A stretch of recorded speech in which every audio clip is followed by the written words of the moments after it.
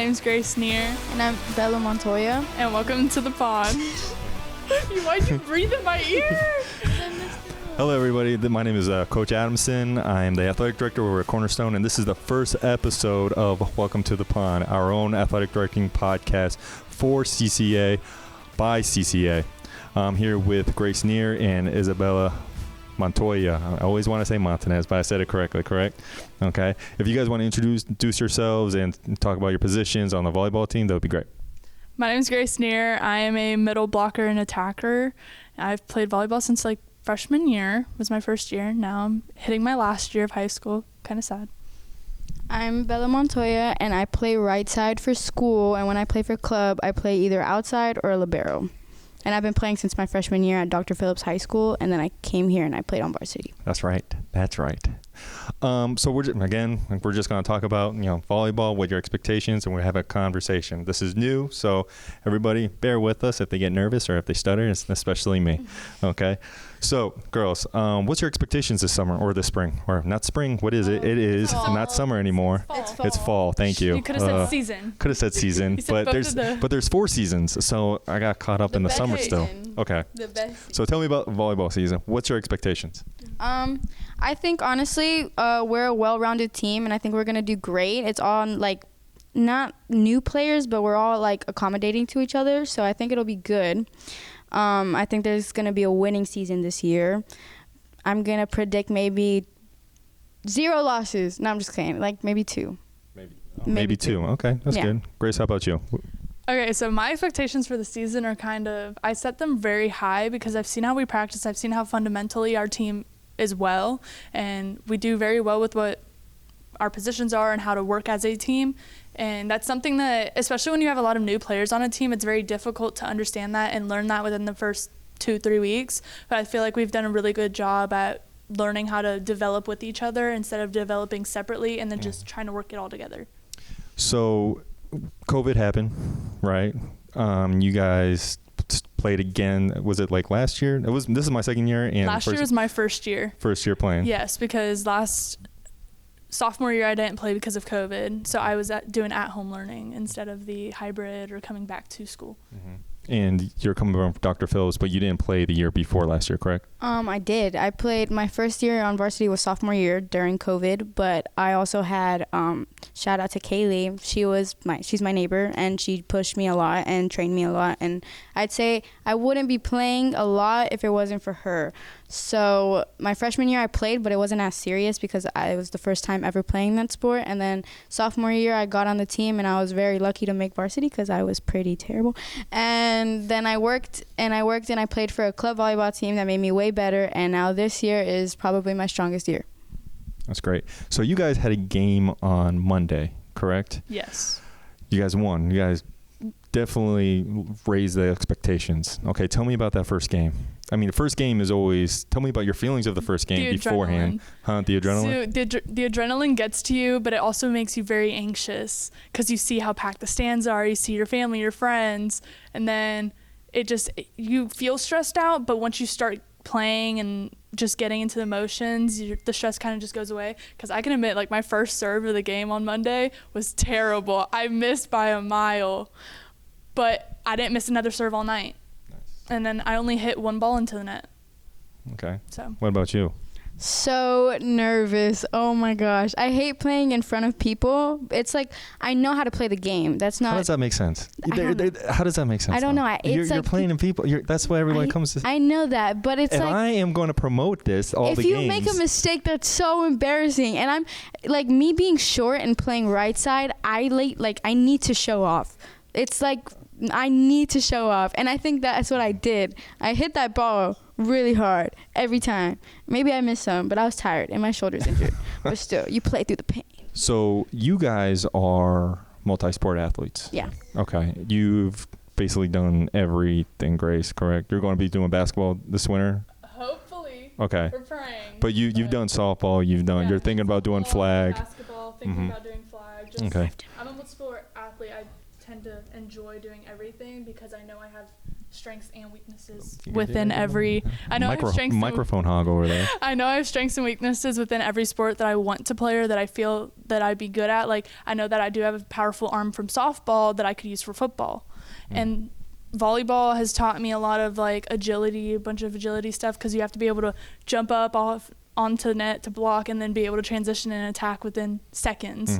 Volleyball is a game of seconds. You do not get a chance to overthink or anything. It's quick. Everything happens immediately in a blink of an eye. So basically it's just a game of you can't blink. All right. Now, Bella, you also done soccer. Would you say soccer is your main sport, or would you say volleyball? Well, I grew up playing soccer, and I played in Colombia for a national team for soccer, but that was like maybe 4 years ago, so I'm going to say I'm rusty. And I played last year, and it was a good season, but... you also got hurt, though. I remember you got hurt. Yeah, and I've always had that injury, so it was hard to push through it, but I feel like I did pretty good for like getting back into it so late, and I think this year it'll be fun. And it'll be good. But I grew up playing soccer. I did track. I did basketball. I probably can do any sport. I just have to learn it.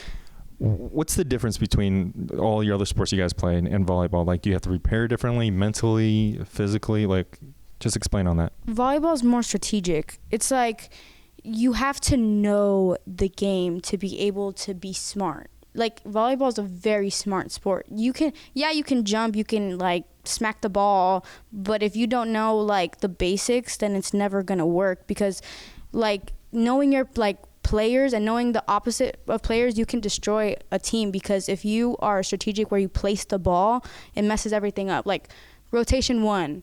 When you're in rotation one and you're serving, you always want to try to serve to the setter on the other team because that messes up that whole play. It messes it up because if the outside gets that ball, it's so awkward for the setter to get that ball. You know, I didn't really know that. That actually makes a lot of sense, though. Yeah. Grace, how about you? So, what was the question again? Like, what's the difference between the other sports? Yeah. So I will say that the difference is you don't really need to be mentally prepared differently, only because with every sport, there's always going to be people watching. There's always going to be a crowd. You're always going to have to be prepared for that. And okay, I messed up, and what happened yesterday, people came up to me and were like, you missed your first serve, but you did good the rest of the game. And I take it as constructive criticism because I'm like, okay, if you're going to be watching me, you're going to actually mention what I've done wrong or right, that's just going to drive me and push me harder.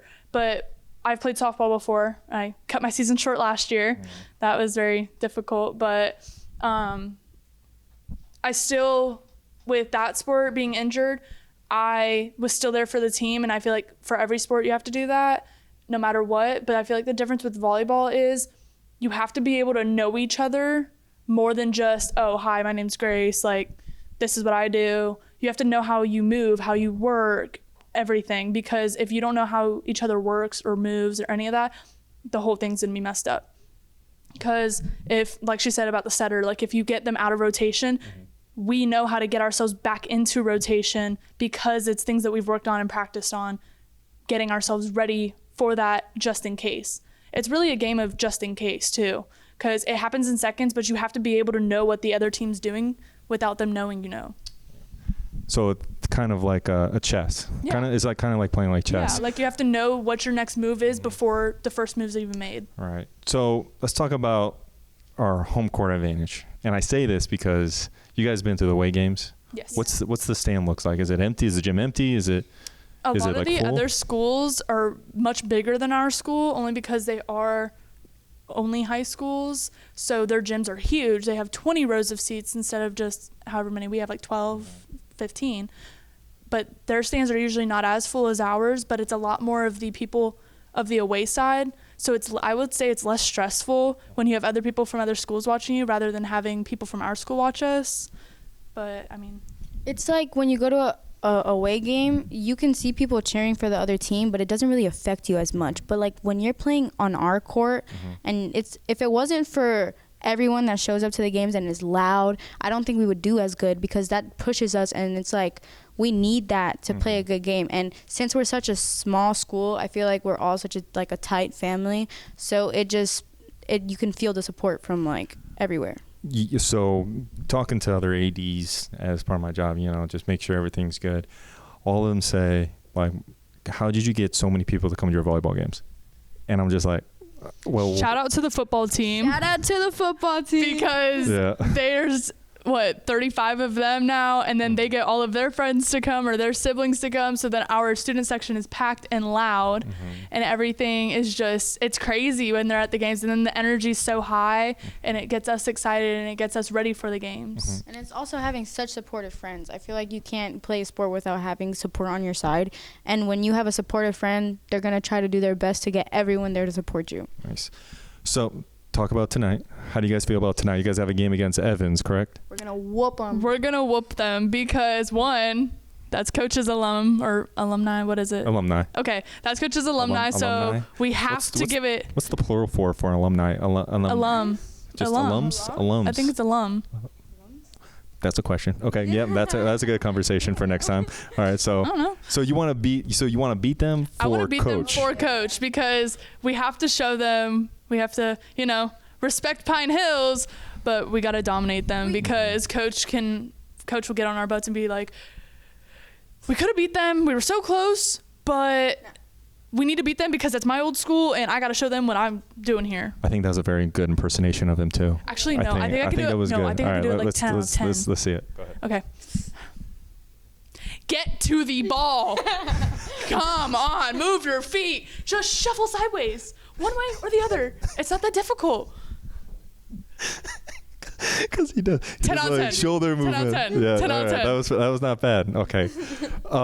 That's good. Okay. So do you guys have any questions you guys had a question for me? I thought it was a good topic. Oh, yeah. Okay, go ahead. So every year, every school, except maybe like colleges, but like every year for volleyball, the team has chosen captains. The team chooses their captains, and it's always the seniors, and which I always thought was fair because they're the ones going away.